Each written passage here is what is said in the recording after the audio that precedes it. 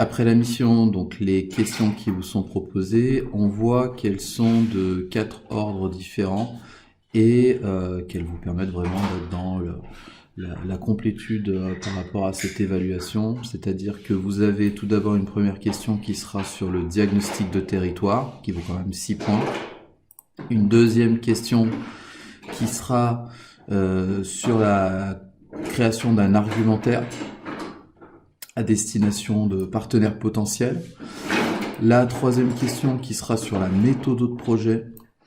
Et enfin, la quatrième qui est un peu plus créative, c'est l'idée de développer une nouvelle action qui permet de faire soit de compléter une action, un projet, soit d'ouvrir vers autre chose.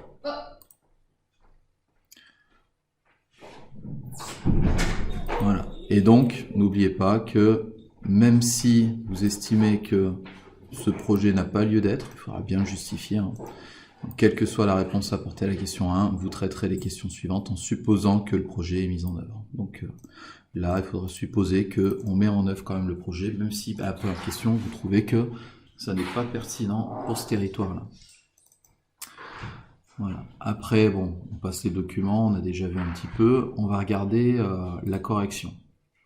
Alors, la correction là que je vous propose, elle reprend les indicateurs de correction, enfin les questions, les critères que vous avez eu vous dans votre sujet, et en rajoutant les indicateurs. Alors ces indicateurs-là, ce sont les propositions qui ont été faites pour ce sujet.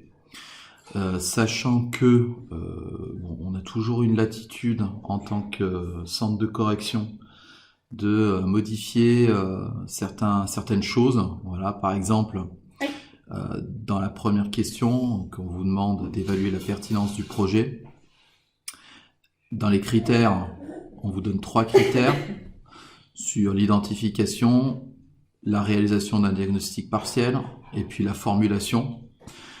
Dans les indicateurs, on reprend donc la partie SWOT, atouts, faiblesses, opportunités et menaces, avec au moins 6 éléments dedans. Donc partez du principe, dans un sujet de ce type, de récupérer au maximum les infos dans les documents sur la faisabilité du projet pour compléter votre SWOT. Voilà, le maximum, voilà, vraiment, parce que là on vous demande au moins 6 éléments, mais dans d'autres sujets ça peut être 8. Et par rapport à ce sujet-là, il y avait quand même pas mal de choses qu'on pouvait éventuellement reprendre. Après, bien entendu, il faut savoir ce que c'est que force, faiblesse, opportunité, menace. Savoir sur quel environnement ça agit. Si c'est l'environnement interne de la structure ou si c'est l'environnement externe. Donc ça, je pense qu'on l'a assez répété. J'espère que c'est acquis pour vous.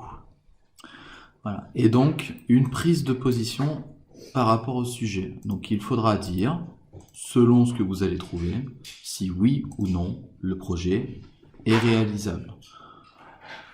Généralement, quand même, il y a toujours la possibilité de dire que le projet est réalisable. Voilà. Après, on n'est pas à l'abri qu'il n'y ait pas un sujet où le projet n'est pas du tout réalisable, mais en règle générale, oui, puisque ça conditionne un petit peu la suite du sujet. Voilà. C'est pour ça que je vous dis que si vous trouvez que le projet n'est pas réalisable, il faudra bien le justifier. Pour la deuxième question, donc proposer une démarche pour convaincre les artisans retraités de s'investir dans l'association. Là, par rapport aux critères, on vous demandait de justifier la démarche de mobilisation des artisans retraités et puis la pertinence de l'argumentation, donc de créer un argumentaire. Donc là, dans l'argumentaire que vous allez créer, il faudra au moins 3 arguments différents. Il faudra donc qu'il soit structuré, adapté à l'objectif visé et adapté à la cible. Donc adapté à l'objectif, vous le retrouvez dans le sujet, et adapté à la cible, donc aux personnes retraitées qui sont dans le métier de bouche ou de l'artisanat pour la réalisation du projet. Voilà, faut pas faire appel à des cuisiniers professionnels en activité ou des choses comme ça. Là, ça marche pas, d'accord ? Voilà.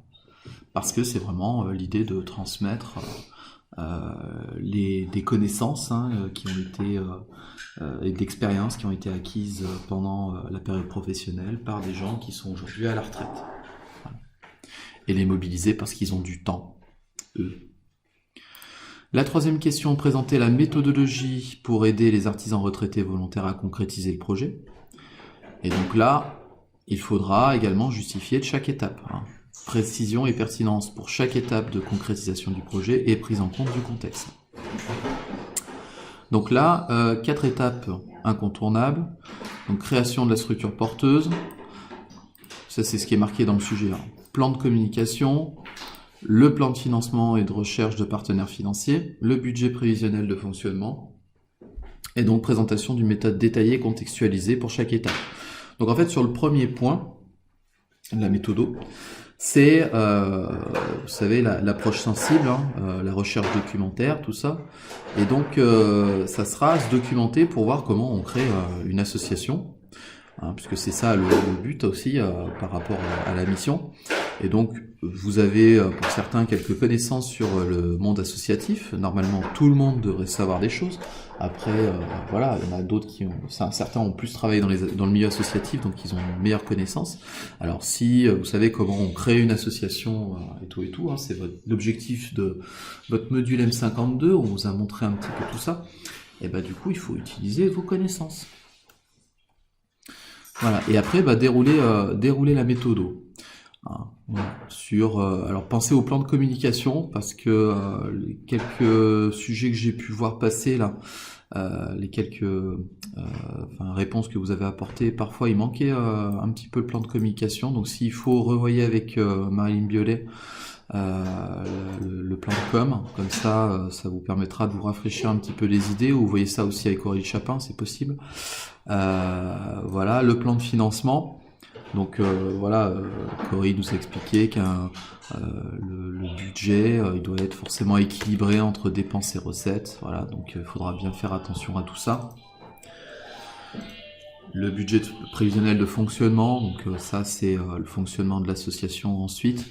Alors c'est pas forcément évident, quoi, on n'a pas toutes les données. Après, vous pouvez penser à des idées vous avez, ou par rapport aux connaissances que vous avez, vous pouvez essayer de faire des estimations.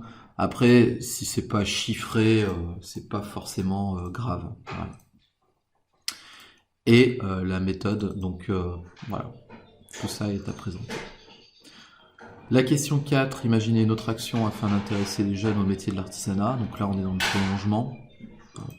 Et le développement pour justement peut-être déjà initier les jeunes sur ce que c'est que le métier de l'artisanat, leur apporter quelques connaissances, et après passer à l'action avec l'association et avec les retraités. Voilà. Donc là, on évalue la cohérence, l'originalité de l'action proposée et justification de la proposition. Alors, cette dernière question, en général, elle arrive à un moment donné où vous êtes un peu fatigué. En plus, elle est sur 2 points, donc on se dit, c'est pas là-dessus que je vais le plus développer. Faut quand même structurer votre réponse, parce que si ça part un peu dans tous les sens, et puis si c'est juste une proposition du genre, je vais proposer de faire un salon où je vais inviter les collèges et les lycées, ça sera peut-être pas suffisant, quoi. Voilà. Donc là, présentation complète de l'action, nature, acteur, public cible. Voilà, donc nature, le type d'action proposée, les acteurs qui seront mobilisés lors de l'action, et puis le public ciblé, donc c'est ceux qui seront invités à venir lors de cet événement-là, ou lors de cette action-là. Voilà, donc il faut un argument de justification, au moins un argument. Donc ça veut dire que vous pouvez en mettre plusieurs. Ensuite, dans la correction, vous avez un détail un peu plus important pour chaque réponse. Voilà. Donc ça, je vous laisserai regarder. Donc là, vous avez des infos qui concernent chaque réponse, chaque élément de réponse qui sont trouvables dans les documents ou qui sont à mettre en œuvre. Si je reprends quand même la question 3 sur la méthodologie.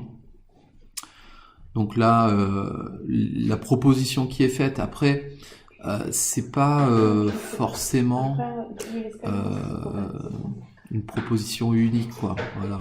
À partir du moment où vous connaissez la méthode de projet avec les différentes étapes, vous les présentez, vous les mettez en œuvre, il n'y a pas de problème, quoi. Voilà. Là, c'est vrai qu'il est assez axé sur la partie budget. Voilà. Donc, c'est pas forcément obligatoire d'axer seulement sur la partie financement, quoi. Voilà. Donc, après, souvent dans les projets, voilà, vous parlez des moyens matériels, humains, financiers. Vous parlez aussi des outils. Alors là, ils sont complètement absents, hein, la note d'intention, le cahier des charges, le carnet de bord, le rétro-planning, tout ça.